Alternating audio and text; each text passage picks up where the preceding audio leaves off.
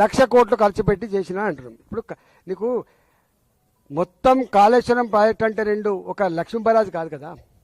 Lakshmi barrage ఉన్నది, అంత అన్నారం ఉన్నది, సుందిల్ల ఉన్నది, మిడిమానేరు ఉన్నది, ఒక అనంత సాగర్ ఉన్నది, ఒక రంగనాయక సాగర్ ఉన్నది, ఆ పైన మల్లన్న సాగర్ ఉన్నది, ఆ పైన కొండపోచమ్మ సాగర్ ఉన్నది, అక్కడి నుంచి బస్వాపురం ఉన్నది.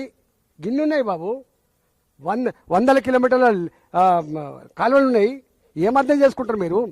1,00,000 కోట్లు ఖర్చు పెడితే 1,00,000 కోట్లు తిన్నానని చెప్పి వాళ్ళు అనగానే నేను అవును నిజమే తిన్నానని మాట్లాడాను. నేను ఏమన్నా జ్ఞానం ఉందా?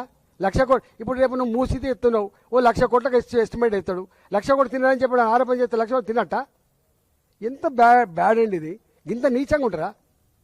బదనాం చేయి, కానీ గిట్లా చేస్తే ప్రజలు హర్షిస్తారనుకుంటే మాత్రం మూర్ఖత్వం అయితే గుర్తుపెట్టుకో. ఇవాళ కాళేశ్వరం ప్రాజెక్టు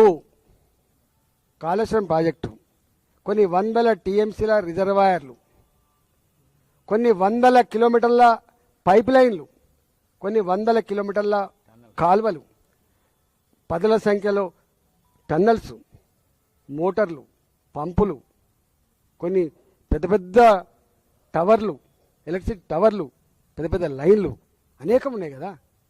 దాన్ని వాడుకోరాదు. నువ్వు బదనాం చేసి చేతి కానీ వాడుకోరాదు.